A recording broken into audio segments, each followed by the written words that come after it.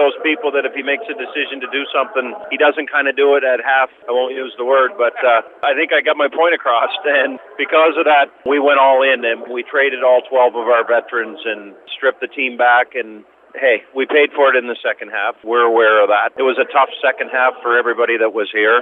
Moving forward, though, not a lot of those guys got to come back and have to be part of the rebuild. So we do appreciate the effort they gave us for that half a season. But that being said, we revamped everything this year. We have 17 new players.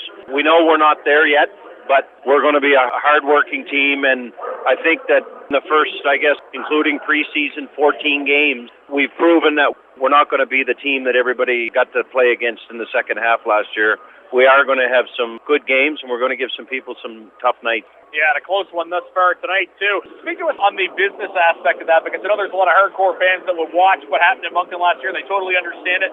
But, of course, there's some fans that don't follow the up and downs, the ebbs and flows. What kind of response did you get, and what has the response been coming into this? I have been thoroughly impressed with the fans of Moncton. Obviously, we never at one point ever got booed, and that speaks volumes. We never heard a single boo the entire time. We held a town hall meeting and we explained what we were doing. Again, that's a little outside the box, but we explained to the fans what our intentions were and what our plan was, and that we were asking them for their patience, and they gave it to us and they stuck with us. And in a short period of time, we've made it more exciting for them to come back to the rink already. They certainly enjoyed the weekend. We had big crowds here on the weekend. We won both hockey games, and that's a far cry from where we were in March. Obviously, you go into the lottery, you don't end up winning it, but you get Jakob Pelletier at number 3, and even though that was really the lowest you could pick, there still seems to be a fair amount of excitement around him, and I know I've talked to some people that have been impressed with him here in Moncton. Tell us about how he's been both on the ice thus far and as a potential ray of hope for the future. I think it's like this. They're kids. It's not an exact science. Yeah, we didn't pick number 1, and we didn't pick number 2.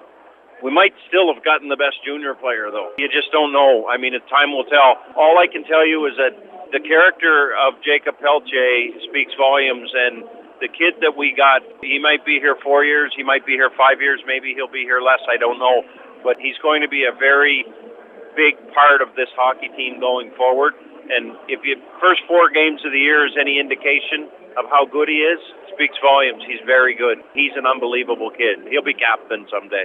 Yeah, it was already popular right from the very beginning. There was a lot of Wildcats fans at the draft in St. John, and they were very happy when his name was called. Wanted to touch on the future, going even further forward, the new arena in Moncton. Tell us about the excitement building around the building. Obviously, that new building is a premier facility. It's going to be a lot of fun for all of the fans who attend games there. I've been through the building, and I got to see what it's all about, and it is terrific. It'll be the nicest building, obviously, in Atlantic Canada. But until somebody comes along and outdoes it, it's going to be exciting for us to move into. It's going to be exciting for the fans. Who knows? This new building is so beautiful inside. It looks like it's going to be such an enjoyable place to watch a hockey game.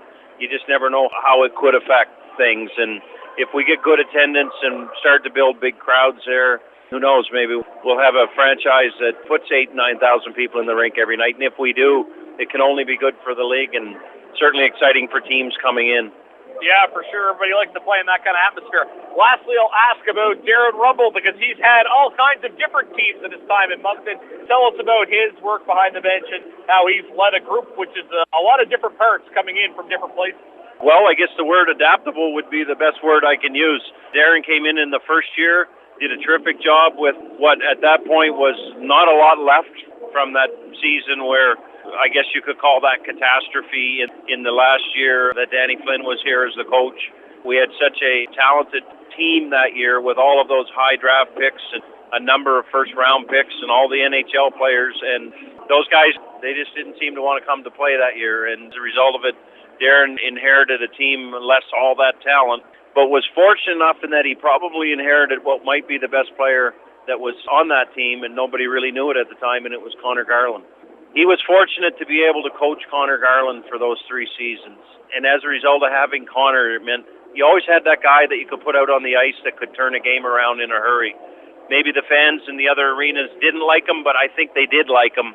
Because anytime, if you think about it, that guy that you love to hate that's on the ice, that means you're being entertained.